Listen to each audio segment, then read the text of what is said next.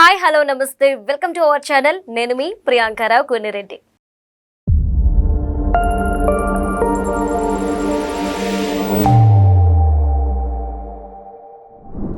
Hit 1 hit 2 ఎంత hit అయ్యాయో అందరికీ తెలిసిందే. ఇప్పుడు హిట్ 3 రాబోతుంది. దీని మీద ఎన్నో ఆశలు పెట్టుకున్నారు. కానీ ఇక్కడ చిన్న క్వశ్చన్ రేజ్ అవుతుంది. రీసెంట్ గా మనకు తెలుసు తాలిబాన్ల దాడి ఏ విధంగా ఉంది, ఎంతమంది హిందువులు చనిపోయారు అని. ఇప్పుడు హిట్ 3 కూడా రాబోతుంది ఈ బ్యాక్గ్రౌండ్ లో. కాబట్టి హిట్ 3 కి ఈ ఇన్సిడెంట్ ఎంతవరకు ప్లస్ అవుతుంది, ఎంతవరకు మైనస్ అవుతుంది. సో దీనికి సంబంధించి మనతో మాట్లాడడానికి సినీ క్రిటిక్ దాసరి విజ్ఞాన్ గారు ఉన్నారు. ఆయనతో మాట్లాడి తెలుసుకుందాం. నమస్కారం అండి, ఎలా ఉన్నారు? యాక్చువల్లీ తాలిబాన్ల ఉగ్రదాడి మనం రీసెంట్ గా చూసాము. అయితే ఇప్పుడు హిట్ 3 కూడా వస్తుంది. ఇది కూడా ఈ సేమ్ బ్యాక్గ్రౌండ్ లో వస్తుంది. కాబట్టి ఏ ఇన్సిడెంట్ హిట్ 3 కి ఎంత ప్లస్ అవుతుంది? యాక్చువల్గా చెప్పాలి అంటే ఆన్లైన్లో రాసినటువంటి ఒక ఆర్టికల్ ఆధారంగా మీరు అడిగారు, నేను అదే చెప్తున్నా. బట్ బేసిక్గా ఇట్లా పోలిక మనం పోల్చకూడదు. దేశం మొత్తం ఉలిక్కిపడ్డ సంఘటన అది. ఎంతో మంది ప్రాణాలు కోల్పోయాయి. అది కూడా ఒక సినిమాకి ఎలా అడ్వాంటేజ్ అవ్వచ్చు అనే కోణంలో వెళ్ళింది ఇది. సరే వాట్ ఎవర్, బట్ ఇలా ఆలోచించే వాళ్ళకి చెప్తున్నా, అలా ఆలోచించడం తప్పు. ఎందుకు అంటే హిట్ 3కి ఎంత అడ్వాంటేజ్ అవ్వచ్చు నువ్వు అడిగిన క్వశ్చన్ పర్ఫెక్ట్లీ ఆల్ రైట్.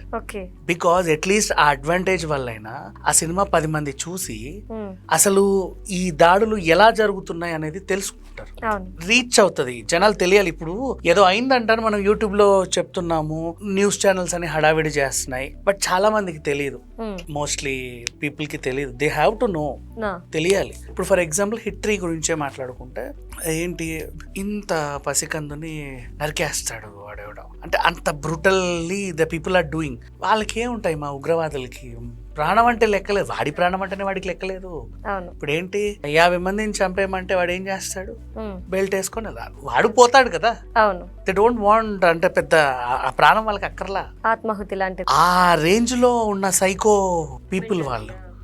అంటే ఈ ప్రపంచంలో ఏమీ అక్కర్లా, నువ్వు ఒక కాజ్ అని నువ్వు నమ్మి దానికోసం ఏదో చేయమని చెప్తే చేసేయడానికి ఎంతవరకైనా నువ్వు వెళ్ళడానికి రెడీ. బట్ దానివల్ల ఏమవుతుంది, ఎన్నో మంది ప్రాణాలు పోతున్నాయి.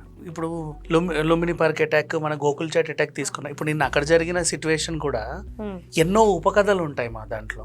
మనం 4 రోజులు వెనక్కి వెళ్ళి గోకుల్ చాట్ ఇప్పుడు ఈ సందర్భంగా మనం గుర్తు తెచ్చుకుంటే, అలా దిల్సుఖ్ నగర్ వెళ్తూ హే గోకుల్ చాట్ ప్లీజ్ ఇక్కడ అది తిందాం చాలా ఫేమస్ అని నువ్వు నేను ఆగామనుకున్నాం. అలా వచ్చిన వాళ్ళు, నెక్స్ట్ ఆకలితో వచ్చిన వాడు ఉంటాడు.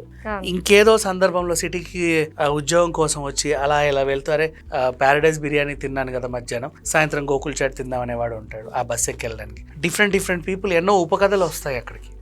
ఒక్కసారిగా బ్లాస్ట్ అయిపోయేసరికి జీవితాలన్నీ చెల్లాచెదరు. ఇప్పుడు పెహల్గాం తీసుకున్నా కూడా మనం ఒక్కొక్కరిది ఒక్కొక్క కథ, ప్రతి కథ విన్నా కూడా మనకి ఏదో అనిపిస్తుంది, అరే ఏంటి ఇలా జరిగింది. అవి వింటున్న కొద్దీ జనాలకి బాగా మరిగిపోతుంది, మరగాలి కూడా. ఎందుకు చెప్పనా, బార్డర్ లో ఉన్న వాళ్ళే దేశాన్ని కాపాడాలని ఏమి లేదు రూల్. మన దేశాన్ని కాపాడుకోవడానికి ప్రతి పౌరుడు కూడా ఆర్మీ అంత పవర్ఫుల్ గా తయారవ్వచ్చు.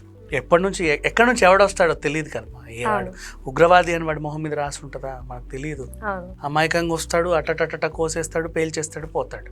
ఇకపోతే హిట్ 3 సినిమా గురించి టాపిక్ వచ్చింది కాబట్టి చెప్తున్నా. హిట్ సిరీస్ లో పార్ట్ 3 సినిమా ఇది. The first case, second case, third case. ఎలాగో సందర్భం వచ్చింది కాబట్టి మీకు ఇంకోటి చెప్పాలనుకుంటున్నా. నాని ఎంచుకున్న కోర్టు ఉంది చూసావా, బాగా తెలివైనోడే.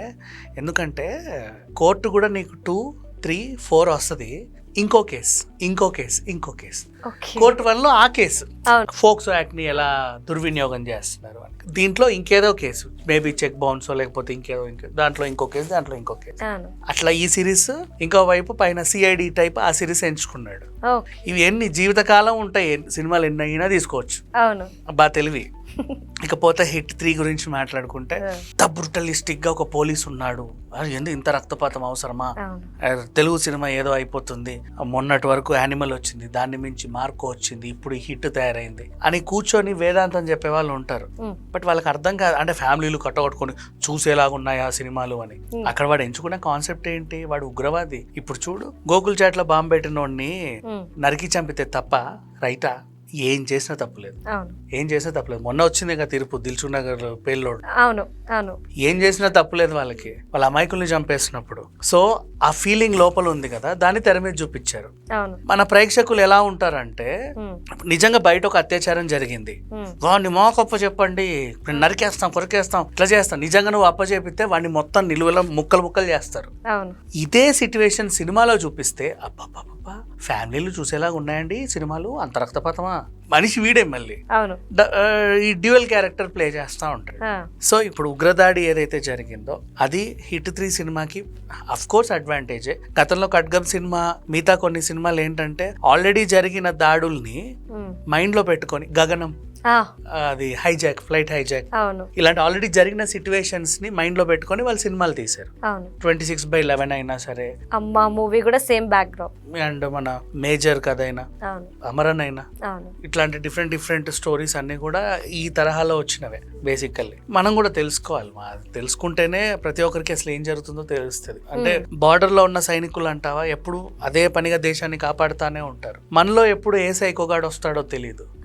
ఇట్లాంటి కొన్ని కథలు చూస్తేనైనా సరే పీపుల్ అలర్ట్ అవుతారు. అట్లీస్ట్ తెలియకుండా చాలా మంది ప్రాణాలు పోతున్నాయి కదా. ఇప్పుడు ఈ గోకుల్ ఇన్సిడెంట్ తర్వాత, మొన్న రామేశ్వరం కేఫ్ ఇన్సిడెంట్ తర్వాత, ఊరికే నువ్వు ఎక్కడికన్నా వెళ్ళి కూర్చుంటే అనుమానాస్పదంగా టిఫిన్ బాక్స్ కనిపిస్తే నీకు డౌట్ వస్తే you will not be there, వెంటనే పారిపోతావు లేదా ఎవరికన్నా చెప్తావు. అది మంచో కాదో మనకు తెలియదు. ఇన్ కేస్ మంచి కాకపోతే ప్రమాదం నుంచి మనం అడ్డుకున్నట్టే కదా. అంతవరకు అంటే ఇప్పుడు మీరన్న పాయింట్ కూడా ఒక విధంగా కరెక్ట్. బట్ ఏదైనా ఒక మూవీ రిలీజ్ అయినప్పుడు అది ఎందుకు చూపించారు అంటే బయట దాని నుండి కొంతమంది ఇన్స్పైర్ అయ్యి అంత క్రూయల్ గా బిహేవ్ చేస్తారు. ఇప్పుడు పోలీస్ క్యారెక్టర్ కూడా సేమ్ అంతే, చాలా వైల్డ్ గా చూపించారు. సో ఇప్పుడు ఇది కూడా రేజ్ అవుతుంది, ఇప్పుడున్న పోలీసులు అలా ఉంటారా, అలా ఉండరు కదా అని చెప్పి. ఏంటి ఎందుకు అట్లా? ఇప్పుడు ఆ నానిని నువ్వు పోలీసులా కాకుండా బార్డర్ లో దేశాన్ని సంరక్షించే ఒక ఆర్మీలా చూడు, అది కరెక్ట్ అనిపిస్తుంది. ఏం చేసినా కరెక్టే మరి. అవును. పోలీస్ అంటేనే రెస్పాన్సిబుల్ పర్సన్, పబ్లిక్ ని కాపాడే ఒక మంచి పొజిషన్ లో తను ఉన్నాడు. అలాంటివి పోలీసులకు కూడా కొన్నిసార్లు అనిపిస్తుంది, వాళ్ళే కదా దగ్గరుండి అన్ని చూసేవి. ఇప్పుడు మీర్పేట్ కేసు ఉంది, వాడు మీర్పేట రామ్మూర్తితో ఏంటో గురుమూర్తి ముక్కలు నరికి కుక్కర్లు ఉడకబెట్టాడు కదా. ఇది విన్న జనాలే ఇలా ఉన్నాడు. ఆ కేసు ఇన్వెస్టిగేట్ చేసిన పోలీస్ కి వీడిని ఏం చేసినా తప్పు లేదని అనిపిదా? చాలా కోపం వస్తుంది కదా. కానీ ఏం చేయకూడదు, కంట్రోల్ చేసుకోవాలి రూల్ ప్రకారంగా. తనేం అనకూడదు కదా, అంతేనా? బట్ చూసే విధానం ఎలా ఉంది. అండ్ నెక్స్ట్ ఆ తల్లి నిన్న కొడవలితోని ఇద్దరు కొడుకుల్ని నరికి చంపేసింది. అవునవును. ఇవన్నీ చూస్తే ఏమంటాం? సరే తను కూడా ఆత్మహత్య చేసుకుంది, ఇట్స్ ఓకే.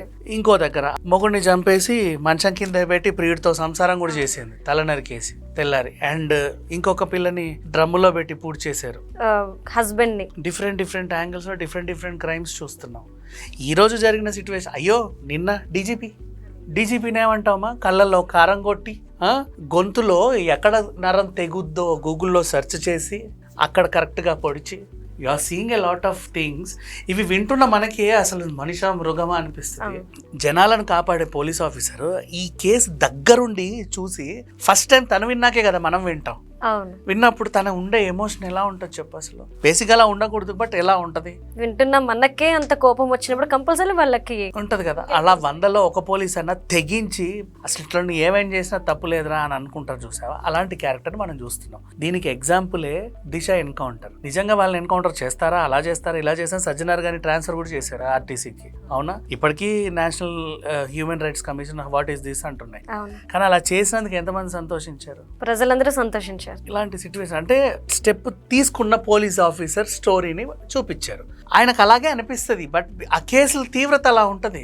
ఇప్పుడు మన ట్రైలర్ లో కూడా చూసాం, ఇంత పసికందండి వాడు ఏం చేసుకుంటాడండి అని ఆ తల్లి అడుగుతుంది. నిజం, ఏం చేసుకుంటాడు అంత పసికందుని, 9 నెలల పసికందుని? అప్పుడు అనిపిదా వీడిని ఏం చేసినా తప్పు లేదు అని? అలా ఏం చేసినా తప్పు లేదు అనిపించింది, చూసావా? తనకు అనిపించింది ప్రెజెంట్ చేశాడు. ఓకే, అంటే మనం రియల్ గా పోలీస్ ని ఎలా అయితే చూడాలి అనుకుంటామో బట్ మనం చూడలేకపోతున్నాం, బట్ అది సినిమాలో చూడొచ్చు అంటారు హిట్ 3తో. ఎగ్జాక్ట్లీ. అండ్ దీంట్లో ఇంకొక సవరణ కూడా ఉంది.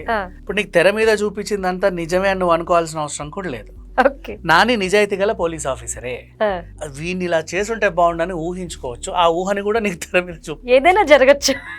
అంతే, అవి సినిమా మరి చూపొద్దు కదా. తర్వాత నో ఇలా ఊహించకూడదు అని చెప్పి మళ్ళీ రెగ్యులర్ గా తన పని కూడా తను చేసుకోవచ్చు, అలా కూడా చూపించవచ్చు. రిలీజ్ అయిన తర్వాత we have to judge cinema గురించి. ఇప్పుడు మనం ఎన్నైనా అనుకోవచ్చు, అలా ఉండొచ్చు ఇలా ఉండొచ్చు అని, బట్ అది బ్రూటల్ మాత్రం కాదు. ఎందుకంటే హిట్ 1, 2 చూసిన వాళ్ళు ఎవరు కూడా అలా మాట్లాడరు. ఇప్పుడు హిట్ 2 సెకండ్ కేసు చూసినాడు, అమ్మాయిని ముక్కలు నరికినందుకే ఒక్కొక్కడికి రెగిపోయింది. ఆ పిల్ల వచ్చి ఒక్కొక్క ముక్క ఒక్కొక్క అమ్మాయిదండి అంటే ఎలా ఉంది? బట్ వాడు దొరికితే వాడిని అన్నట్టు లేదు, అది ప్రజెంట్ చేశాడు. And Nani as a producer, as a responsible citizen, మంచి హీరో, కథల మీద అవగాహన ఉన్నాడు.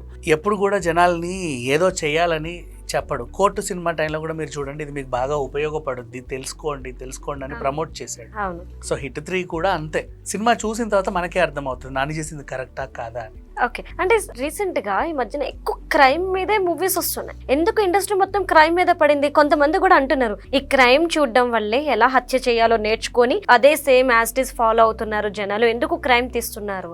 వై రీజన్ యథార్థ గాథా అని వేసామనుకో, ఆల్రెడీ జరిగిన కథని మేము చూపిస్తున్నాము అంటే ఆ వే వేరు. అప్పుడు నువ్వు యాక్సెప్ట్ చేస్తున్నావు, ఖచ్చితంగా చేస్తారు. అది జరిగింది ఆల్రెడీ, నిజంగా జరిగింది అక్కడ, అందుకే చూపించాడని. ఇప్పుడు చూపించాడు అనుకో, ఇంకేదో కొత్తగా ట్రై చేశాడు అనుకో, ఆ యథార్థ కథ నేయకపోతే ఓ మై గాడ్ అసలు ఎట్లాంటి కేసు ఇది చూసి జనాలు చెడిపోతే ఏంటి? మనం అలా ఉన్నాం, మరి ఏం చేస్తాం చెప్పు. ఒక్క లైన్ నాట్ యాక్సెప్టింగ్, ఒక లైన్ లో డెసిషన్ మార్చేస్తున్నారు. ఇంకా చెప్పనా, ఈ మధ్య కాలంలో మళ్ళీ క్రైమ్ స్టోరీలు ఎక్కువ వస్తున్నాయి అంటున్నావు కదా, ఇంకో ఉదాహరణ చెప్తా. హీరో అందంగా ఉంటే నచ్చట్ల ఆడియన్స్ కి, చిప్పి జుట్టేసుకొని అన్ఆర్గనైజ్డ్ హెయిర్, రగ్గుడు లుక్, ఆ పాత బట్టలు మొత్తం చెమట పట్టేసి మట్టి ఇసుక నలుపు ఉంటే అబ్బా మా హీరో అంటున్నాడు. నిజం, అవే పాన్ ఇండియా సినిమాలు. నువ్వు డీసెంట్ పోలీస్ ఆఫీసర్ ఉన్నగా మంచి క్రాఫ్ వేసుకొని వచ్చి రౌడీలను కొడితే ఒప్పుకోవట్లా. ఇప్పుడు గేమ్ చేంజర్, అందంగానే ఉండాలి హీరో, ఐఏఎస్ ఆఫీసర్ కొడితే ఒప్పుకోవట్లా. ఇప్పుడు పుష్ప, నువ్వు అంత రగుడుగా ఉండి నువ్వు ఎగిరెగిరిదంతా ఒప్పేసుకుంటున్నారు. అదే రామ్ చరణ్ మళ్ళీ పెద్ద గెటప్ వేసి చూడు, చించేసుకున్నారు మొత్తం చొక్కాలని. అవును, హీరో అట్లుంటారు. అందుకే మనకి కేజీఎఫ్ హిట్ అయింది, సలార్ హిట్ అయింది. అదే రాధేశ్యామ్లో ప్రభాస్ అందంగా రెడీ అయ్యి గులాబీ పువ్వు పట్టుకొని వెళ్తే నచ్చలేదు. మొత్తం అట్లా ఉండి నేను నరికేస్తా అంటే ఆ రక్తాలు గారుతా ఉంటే అప్పుడు అబ్బా మా హీరో.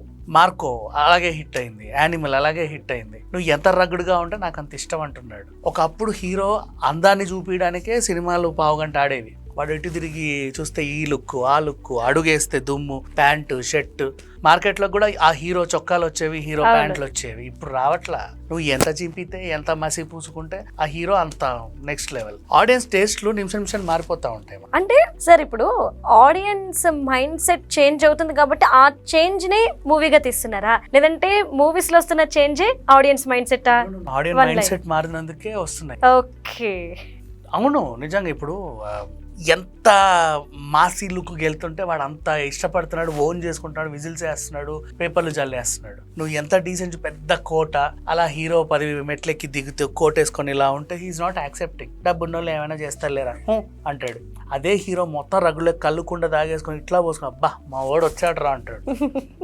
ఇది పరిస్థితి. సో ఫైనల్లీ హిట్ 3 ఎలా ఉండబోతుంది అనేది చూడొచ్చు. ఎంత ఇంపాక్ట్ ఉంటుంది ఈ ఇన్సిడెంట్, జనాలు ఎంత ఇంట్రెస్ట్ చూపిస్తారు అనేది అయితే వెయిట్ చేయాలంటారు. Yes, okay right, thank you so much. Thank you so much.